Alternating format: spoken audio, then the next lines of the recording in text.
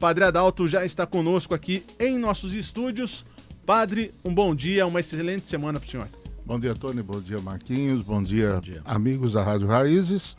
É um prazer. Mais uma segunda, né? Já começamos o mês de maio. Começamos o mês de maio, mês de maio esse, que no dia 1º de maio foi comemorado o Dia do Trabalhador e hoje o nosso assunto vai ser o trabalho. Exatamente isso, o trabalho. O que temos então a respeito do trabalho hoje? Bom, eu gostaria só de colocar uma questão que eu acho que é muito interessante, que é quando a gente fala da realidade do trabalho, muita gente fica perguntando, mas o que é, como é? E ao longo da história nós vemos uma série de situações que nos falam sobre o trabalho. Mas eu queria pegar duas questões. Quando nós pegamos numa das tradições mais comuns de falar do trabalho, é justamente na tradição bíblica, que é a primeira vez que nós vamos ver focado o tema do trabalho, quando Deus cria o mundo, bota o homem no paraíso, e o homem peca. E ao pecar, Deus aparece para o homem e vai dizer, bom, de hoje em diante você vai ter que comer do fruto do seu trabalho. E muita gente, quando olha para isso, só faz a interpretação negativa. Bom, trabalho então é punição, trabalho é castigo. E muitas vezes fica nessa maneira de entender. Mas é preciso a gente compreender uma interpretação que muitas vezes não é feita. Quando você olha para esse trecho no Antigo Testamento, né, da criação do mundo, que o trabalho é uma maneira do homem se ocupar para evitar que ele pratique o mal. O verbo em hebraico é evodá. Né? Evod é esse sentido, né? Por um lado é de trabalho, mas por outro lado é também de adoração no sentido de preservar-se na sua missão fundamental. Então se entendia que o homem, se ele ficasse ocioso muito tempo, ele faria muitas coisas erradas. Então quando Deus vem e fala para o homem, bom, você já pecou, já me desobedeceu, então de hoje em diante você vai ter que trabalhar. Porque você trabalhando é uma forma de você se disciplinar para que você não cometa outros erros, se ocupar. E, nesse sentido, a forma mais tradicional que nós poderíamos traduzir é justamente a dimensão do serviço.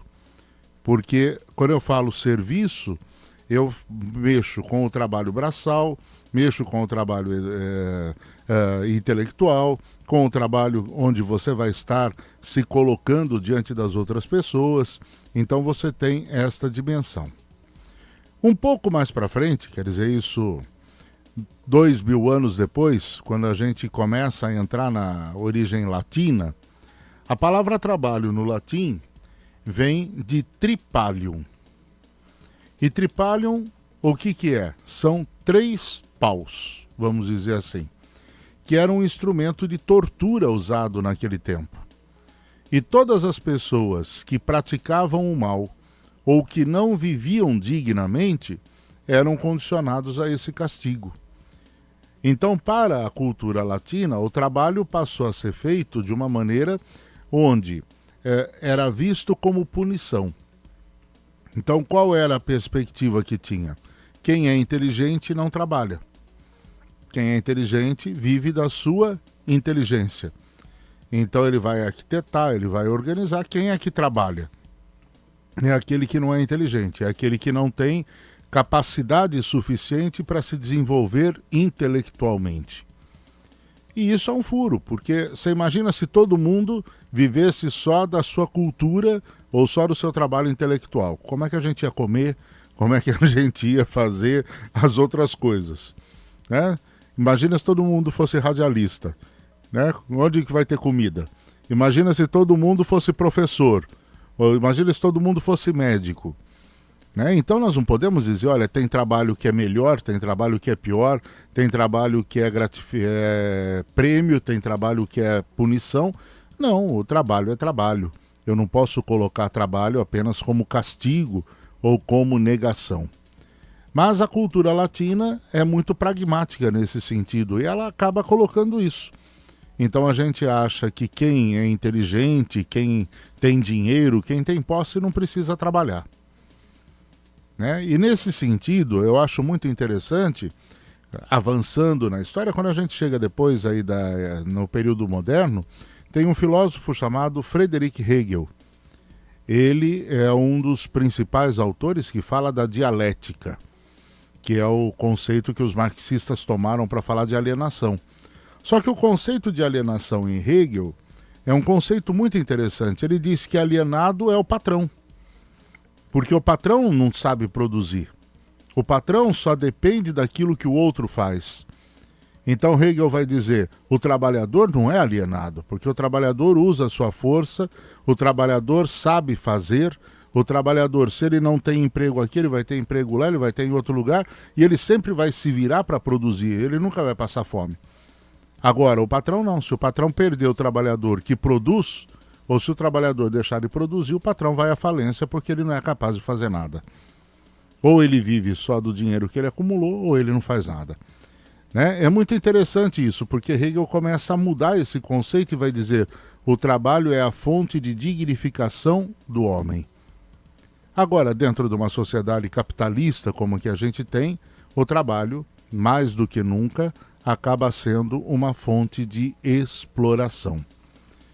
Então você diz, o trabalhador é explorado porque só se pensa em obter mais lucro, só se pensa em obter mais dinheiro, e você imprime isso, desde quem é dono até quem trabalha. Porque daí o que eu faço? Para que você trabalhe mais, eu preciso criar mais necessidades para que você ganhe mais e assim possa continuar trabalhando e se escravizando. O Dia do Trabalhador, ele vai surgir nos Estados Unidos, num primeiro momento, que é justamente uma luta contra a exploração do trabalho. 1886 é que surge o 1º de maio, porque os trabalhadores de Chicago se revoltam e pela primeira vez a gente tem a notícia de uma greve generalizada dentro do capitalismo, que era para exigir um pouquinho melhor condição de trabalho, porque eles trabalhavam só 17 horas por dia. Então eles queriam trabalhar um pouquinho menos. Só 17. Só. Agora, padre, eu acredito que quem trabalha acaba ocupando a mente, né? Mas temos aí um ditado popular que diz, mente vazia é oficina do diabo. Exato. Né? A Bíblia não tem, pelo menos se eu tiver errado, por gentileza, me corrija aí. Eu acho que a Bíblia não tem nenhum versículo aí específico, né, que diga exatamente relacionado a isso. Mas há alguns outros versos, né, que nos levam aí a entender que Satanás trabalha na vida de pessoas que não fazem questão dos desocupados, exato.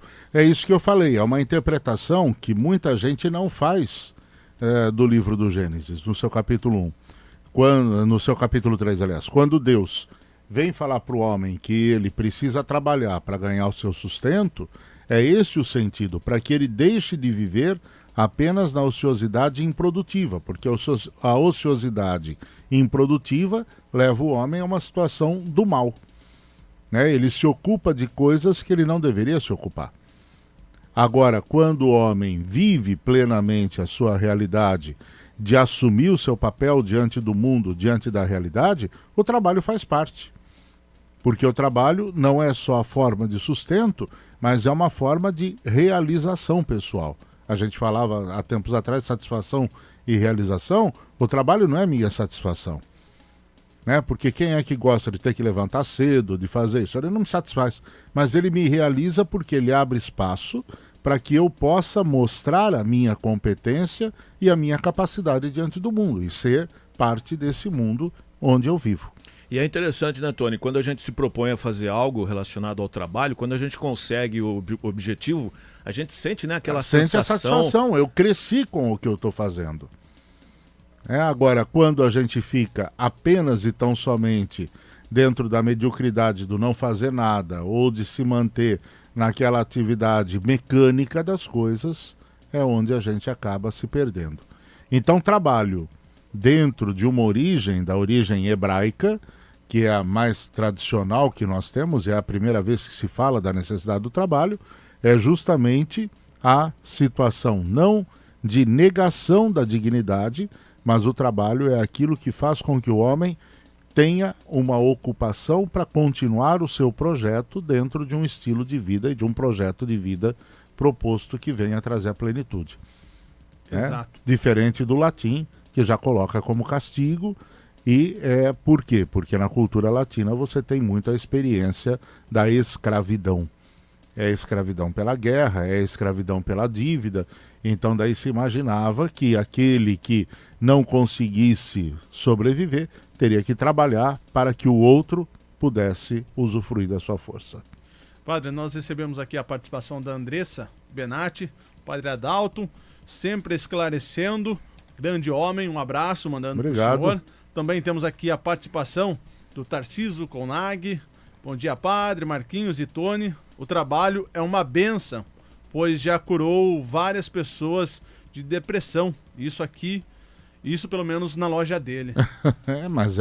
Mas isso é a realidade. Quando o homem se sente ocupado, ele percebe que ele tem valor e tem dignidade para mostrar para o mundo.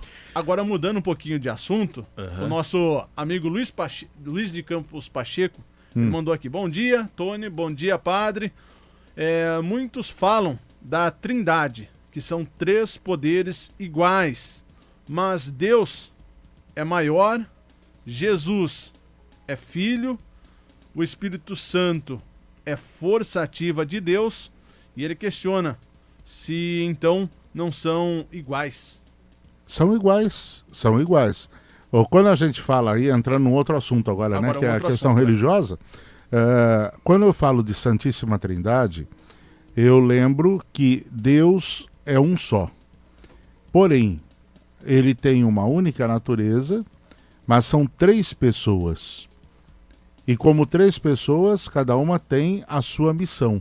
Então não existe uma autoridade de dizer esse primeiro, aquele segundo, porque se você pega desde a origem, você vê, façamos, criemos. Então o Gênesis mostra isso. Quer dizer, então Deus é aquele que está presente desde a origem, já nesta Trindade.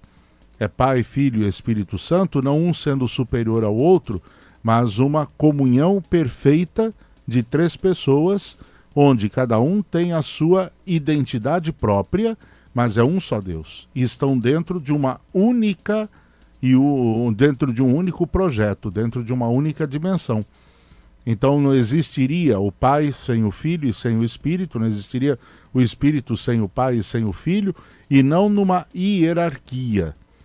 Nós precisamos tomar cuidado, porque isso é uma heresia que durante muito tempo alguns professavam, principalmente na Idade Média, foi muito combatida, mas não há uma hierarquia de pessoas na Santíssima Trindade. Eles são iguais, fazem parte de uma mesma natureza divina, cada um com a sua função.